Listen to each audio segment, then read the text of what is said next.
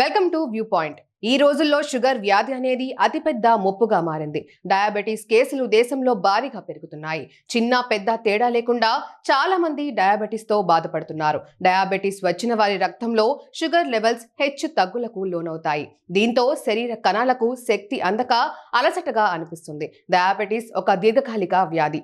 ఒకసారి వచ్చిందంటే జీవితాంతం చక్కెర స్థాయిలను అదుపులో ఉంచుకునే ప్రయత్నాలు చేయాలి. డయాబెటీస్ రోగులు చాలా మంది షుగర్ లెవెల్స్ తగ్గించుకోవడం కోసం నానా ప్రయత్నాలు చేస్తుంటారు. షుగర్ దక్కించుకోవడం కోసం కొందరు డైట్ ఫాలో అవుతున్నారు. మరికొందరు వ్యాయామం, జీర్ణ శైలిలో మార్పులు చేసుకుంటారు. అయితే తెలుసో తెలియకో షుగర్ తగ్గించుకునే క్రమంలో కొన్ని తప్పులు చేస్తున్నారు. ఈ తప్పుల వల్ల షుగర్ లెవెల్స్ అదుపు తప్పే ప్రమాదం ఉంది. ఒక్కసారిగా హెచ్చు తగ్గులకు లోనయ్యే అవకాశం ఉంది. ఇలా హెచ్చు తగ్గులకు లోనైతే ఆరోగ్యానికి ప్రమాదం. అందుకే డయాబెటీస్ పేషెంట్లు కొన్ని తప్పుల్ని నివారించాలి. ఆ తప్పులేంటో ఇక్కడ తెలుసుకుందాం. ఈ రోజుల్లో చాలా మంది షుగర్ ఉన్నవారు చక్కెరకు బదులు ఆర్టిఫిషియల్ స్వీటెనర్స్లను వాడుతున్నారు. సాధారణంగా ఆహారాలకు అదనపు రుచిని అందించడానికి చక్కెరకు బదులు వీటిని వాడుతుంటారు. షుగర్ పేషెంట్స్ చాలా మంది తాము తినే ఆహార పదార్థాల్లో వీటిని వినియోగించుకుంటున్నారు.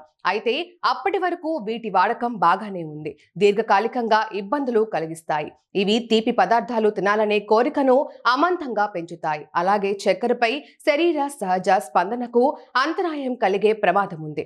వీటి బదులు సహజ తీపిని అందించే పండ్లు తింటే మేలు అంటున్నారు నిపుణులు. ఇవి కూడా మితంగా తినాలని గుర్తుపెట్టుకోండి. అధిక కార్బోహైడ్రేట్స్ ఆహారం మధుమేహం, మెటబాలిక్ సిండ్రోమ్ ప్రమాదాన్ని పెంచుతుంది. అయితే పూర్తిగా కార్బోహైడ్రేట్లను నివారించడం చాలా పెద్ద తప్పు. మీరు గోధుమలు, ఓట్స్, బార్లీ మొదలైన ఆరోగ్యకరమైన కార్బోహైడ్రేట్స్ ను తీసుకోండి.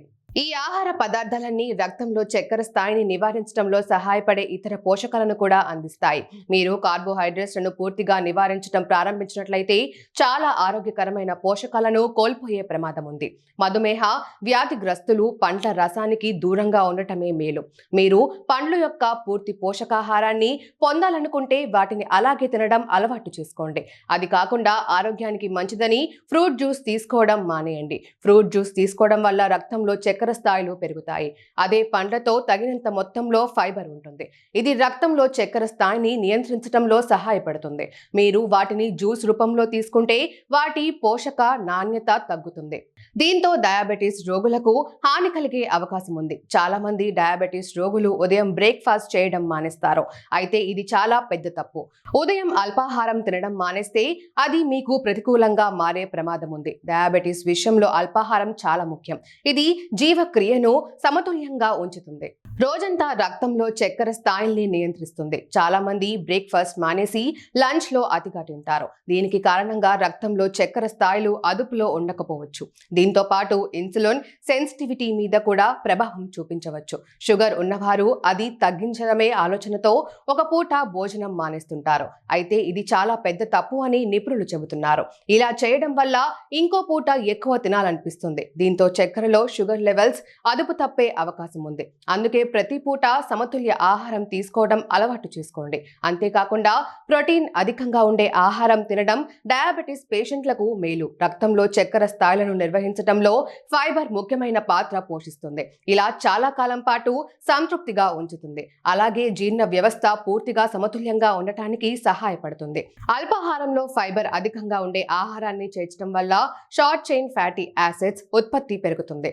రక్తంలో చక్కెర స్థాయిని నియంత్రించడానికి ఇది చాలా ముఖ్యమైనది. ఫైబర్ కోసం బ్రేక్ఫాస్ట్ లో క్వినోవా, సలాడ్, పెరుగు, చియా గింజలు, ఓట్స్, స్ట్రాబెర్రీలు వంటి వాటిని తీసుకోవచ్చు.